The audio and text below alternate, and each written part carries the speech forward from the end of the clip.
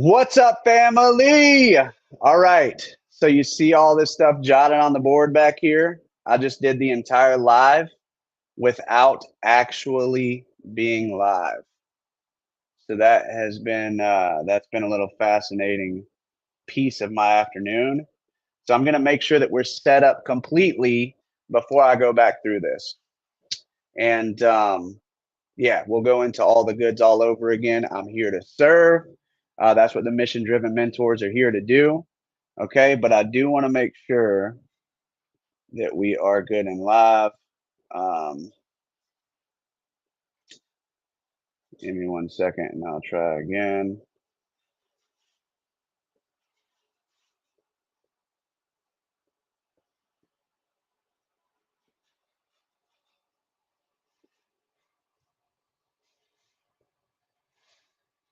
All right, family. So, matter of fact, I'll just go live on this phone real here. Quit, open. You guys go ahead and keep tuning in, and we love it. We love it. I'll tell you a little bit about the mission driven mentors, and we will go from there. All right, so let's do this. I'm just going to go live. So we've got the Facebook um, and the YouTube going from the desktop right now. And we will dive in on our IG here. So go live.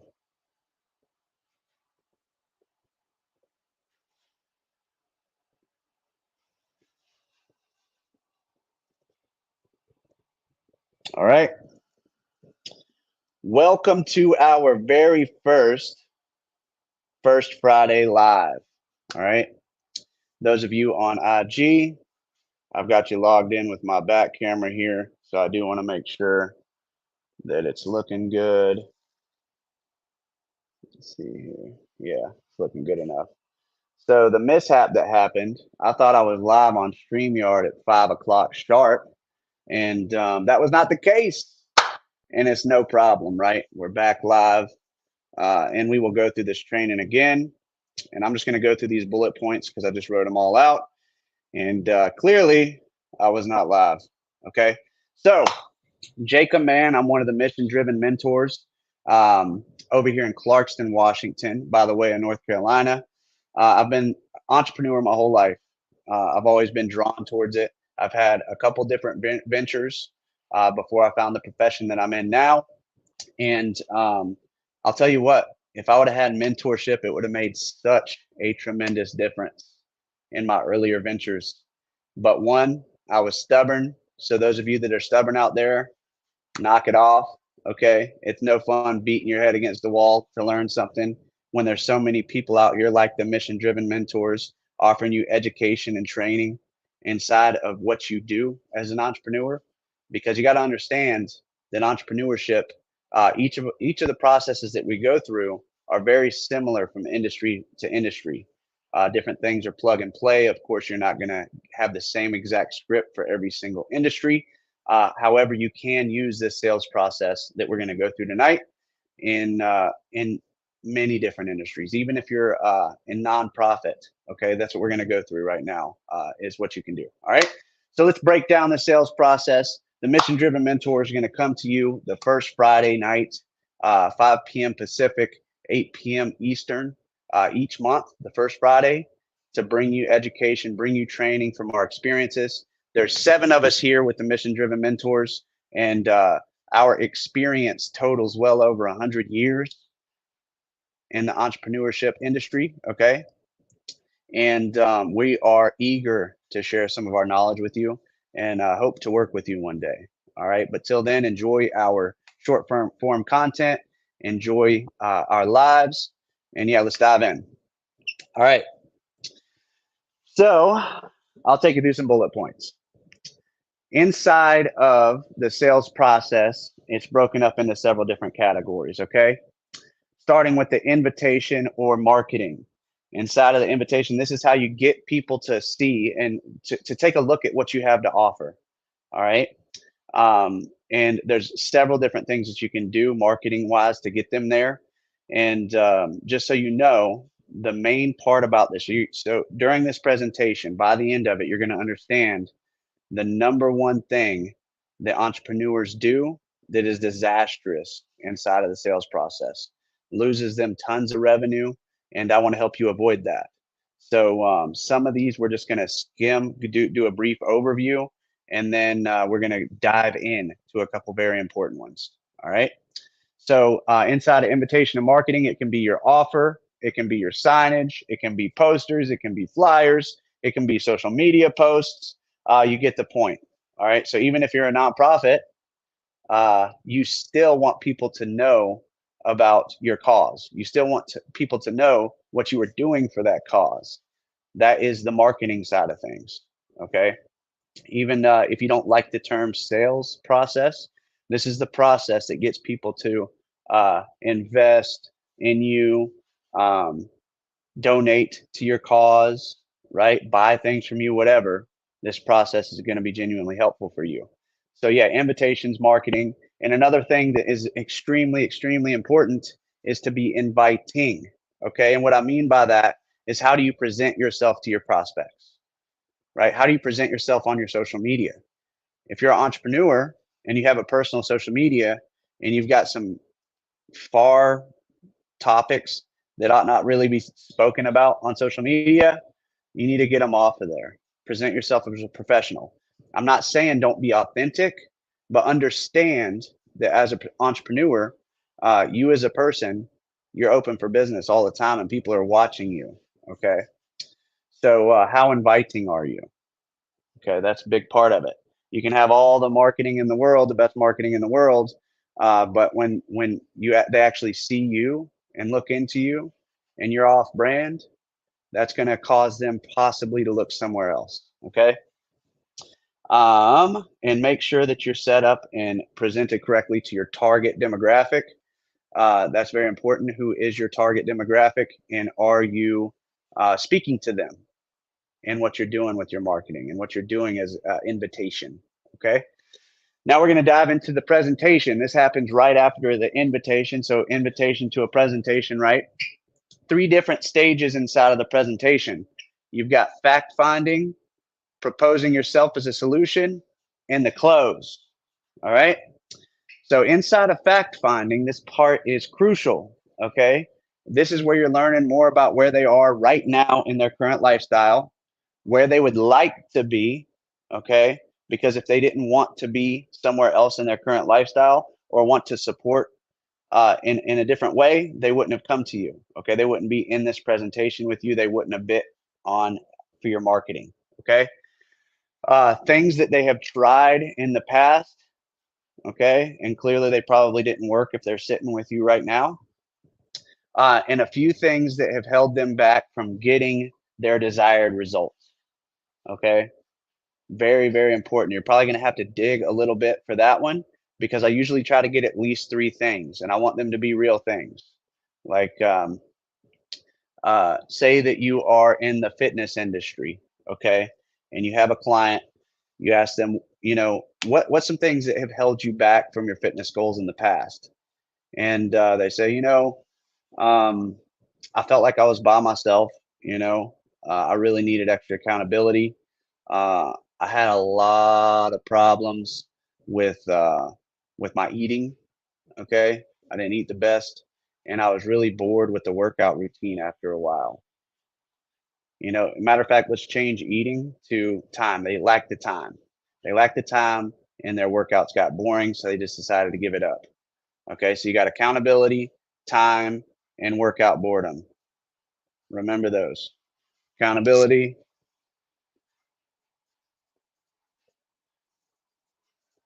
boredom, and time. Okay, that's what we found in our fact finding mission. Because when you come over here and you propose a solution, it is always tied to fact finding. That's how I teach it. It's going to be very important for you to tie yourself as a solution to things that are tailored to their current situation and their current life. So, for example, say you're a car salesman and a teenager walks on your lot. You take them to go look at a minivan, and you start talking about how good it is for family, you are not providing them with the right information that they need to make a decision to buy from you. Okay. They're not looking for a family car, they're looking for a first time car. Okay. So if you skip the fact finding, how do you know what solution to provide to them? Because even if you offer the same products to all your different customers, how is it going to tailor to their needs? Okay. That's what you need to be finding and fact finding. When you tie it to that solution, here's how you're going to do it. Our services or products or whatever it is that you offer, our coaching calls, our courses, our classes are designed to specifically help you overcome your challenges with accountability, boredom, fitness or workout routine boredom, and time. We design this for busy people, or I have something specifically tailored for busy people. And this is how that we do this, right? So not only are you going to tell them what we're designed for, this is how. So for the timepiece, 5 to 10 minutes daily, no matter where, could be an example, right? No matter where. Boredom, I'll be in contact, and we can switch it up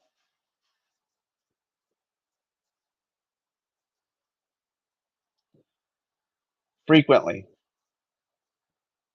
That's just an idea. I'm not in that, right? But and then accountability with my coaching, we can set a schedule.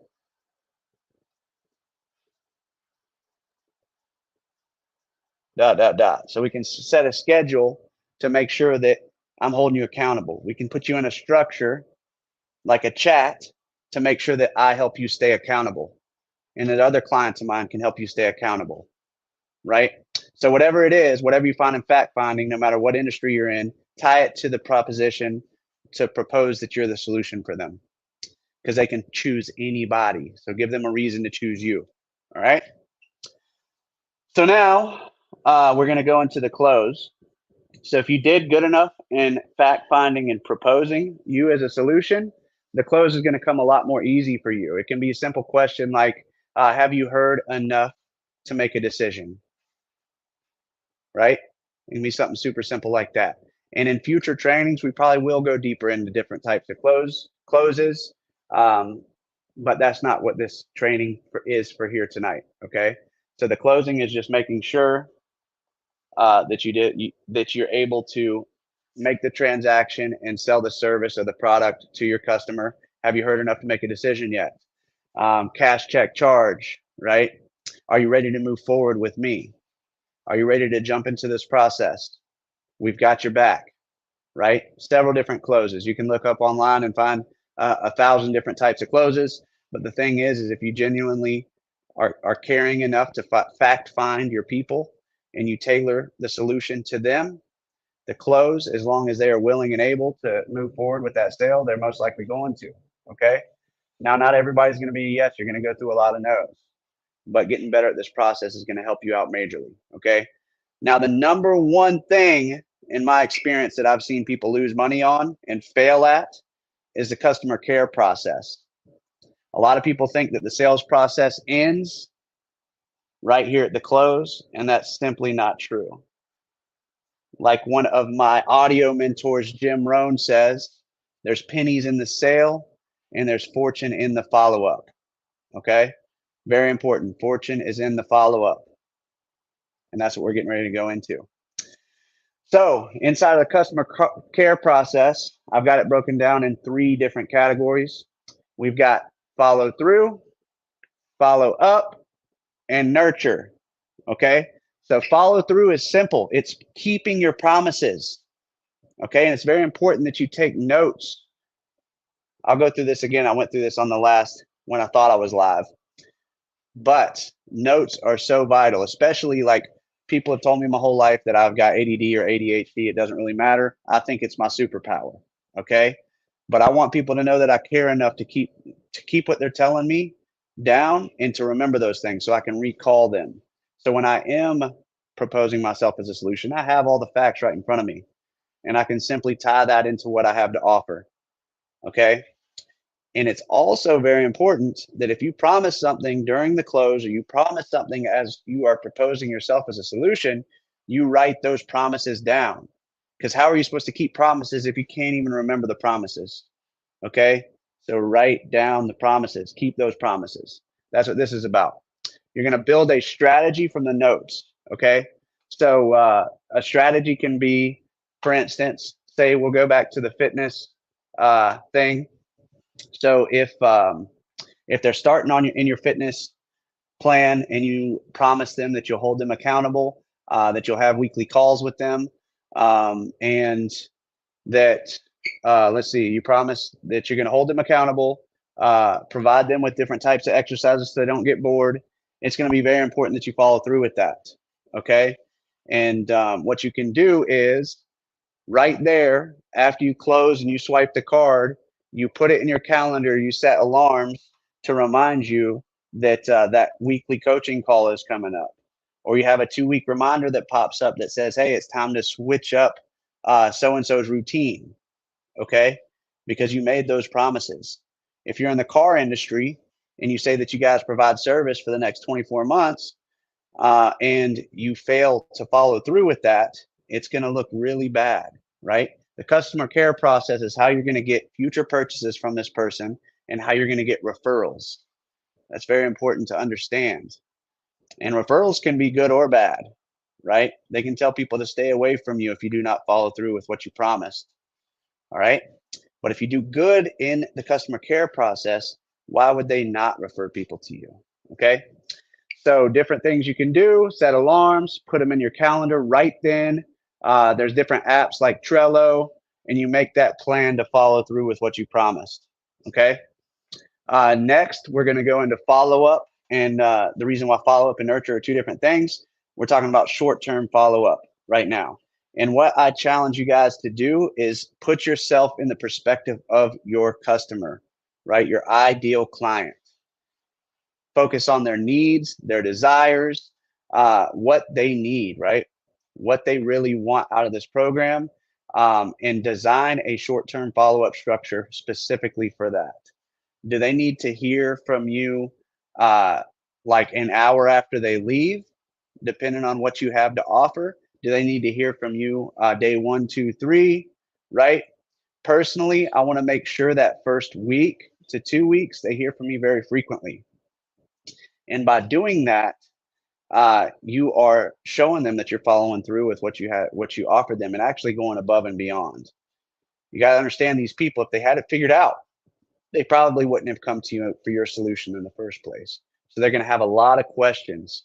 They're going to have a lot of misunderstandings, and you don't want to ask simple yes or no questions either. Make sure that you ask open-ended questions, get detailed answers, so that you can provide them with a really good service. Okay, short-term follow-up. Um, you're going to want to make a follow-up strategy and a structure around that. So after you brainstorm on your ideal customer, what their needs and desires are, and how you can best serve them, you're going to want to create a structure around that and store it somewhere, right? One of my favorite apps in the world is Boards. It's very good, especially if you decide you want to scale or teach this to employees one day. You can have scripts for day 1, 3, 5, 7, 14, 21, 28. You get the point. However often they need to hear from you in that first month, 2 months, that's your short term follow up. And that's where you're really going to begin to build a genuine relationship with this client, and ensure that they continue doing business with you or continue to refer business to you. Okay. So Boards is incredible. Trello, awesome. Keep it in your notes, copy paste them, put it in your calendar. Calendars have notes as well, or Google Suites like Google Word, Google Sheets. You can keep your stuff in there. It's accessible no matter what on Google Cloud. So very good tools to use. And then finally, we are going to dive into the nurture sequence. which is just as vital as any of the other, just as vital as follow through and follow up. Nurture is continuing to have contact and meaningful contact with your customer long term. Okay. Because even if you rocked it through your follow through and your follow up, the short term follow up, if you're missing the nurture piece, the long term nurture, you got to understand that money goes where attention flows, or money flows where attention goes. One of my audio mentors, Grant Cardone, always says that, right? Because he's right. We're in the social media age, the AI age, where things are popping up consistently all the time. And if you're far off from these people's mind and they have a friend that's struggling with something similar, are they going to be thinking about you or what's right in front of them? Right? Maybe they'll think about you, but it's also very likely that they're looking at something right in front of them. They're going to say, "Hey, look, I just saw something on Facebook about that other day. Why don't you give it a try? Matter of fact, I'll try it with you." And next thing you know, you lost a valuable client and that referral. Okay. So nurture sequence can be built through text message, email, newsletters. It can be put in private Facebook groups, private communities. You can nurture face to face. You can have a monthly or quarterly barbecue if you have a local business. You can have a big, huge event and invite all your current customers and past customers to that event to give back and to keep you on the forefront of their mind. Doesn't really matter how you make that communication as long as you make it. We all know that the open rate on SMS is definitely higher than email, but email is still strong in the game. This can be a monthly newsletter. It can be a bi-weekly communication. It can be a monthly text message. It doesn't matter as long as you stay on the forefront. And it can be a simple value add. It's not an ask, a value add. Every now and then you can throw an ask in there or invite them to something that's another funnel for your business. But I'm just talking about sending them some good vibes, send them some good information, especially related to your business. Okay. So just send them some goodies. Keep you and your business and your brand on the forefront of their mind. Very important. Okay. You can automate this process so that it's at least the first several steps are done for you. It goes out month by month, depending on when you close the customer. And it starts after your short term follow up sequence. And when those people are active and engage and respond to you, that's when you can jump in person and reply to them, start up that communication, build very strong relationships with these people. Some of my customers and clients are my best friends. Our families hang out together, our kids play together. It's a beautiful thing, right? So continue to build those relationships, and don't be afraid to ask for referrals from people that you've taken really good care of, because they know what you offer, they know how you do business, and I guarantee that they might just not be thinking about referring people to you. Okay, so sometimes it does take that little nudge, and always remember that us human beings, whether we want to admit it or not, we love to spend money. Okay, so knowing that you're a professional. Okay, you are a professional. If you weren't a professional, you would not have made it through this video. You would not be continuing to pour education into your mind to get better at your craft, and that you know that you're going to take care of future customers and clients. So why would you not want ask them for that referral, right? You know you're going to take good care of them. Okay. So that is about it for the training today. I apologize for the slight delay. That was a bummer for sure. Hopefully, I didn't leave anything out. But keep in mind, the first Friday of every single month, you're going to have one of us mission-driven mentors here to provide you education, training, experience from well over 100 years worth of experience amongst the seven of us. Okay, I would love to hear like brainstorm on the nurture process. What are some things that you guys could do for your future customers, for your current customers, to provide value to them and continue to build that relationship to stay at the forefront of their mind? Drop that in there. If you would like to go into any of these categories deeper, drop that in the comments. I would be happy to hop back on, or one of the mission driven mentors will hop back on and deep dive into these things. And please tune in the future. We got some fun things coming with AI. We've been studying that hardcore since it's made its way into mainstream. and it's a great partner in your venture, right? It can empower you to do some incredible things, but continue to work on yourself, right? That's where the real value is. Work on yourself and your business knowledge harder than you do with the busy work inside of your business. And a mentor can tell you the difference between those two things. And that's where you're going to find the gold. All right. So until next time, family, I appreciate you for joining us. I appreciate you for your time. I look forward to seeing you soon. Stay in tune of our uh, short form content, and yeah, comment. Right. Let us know what you want to see in the future. Peace, guys.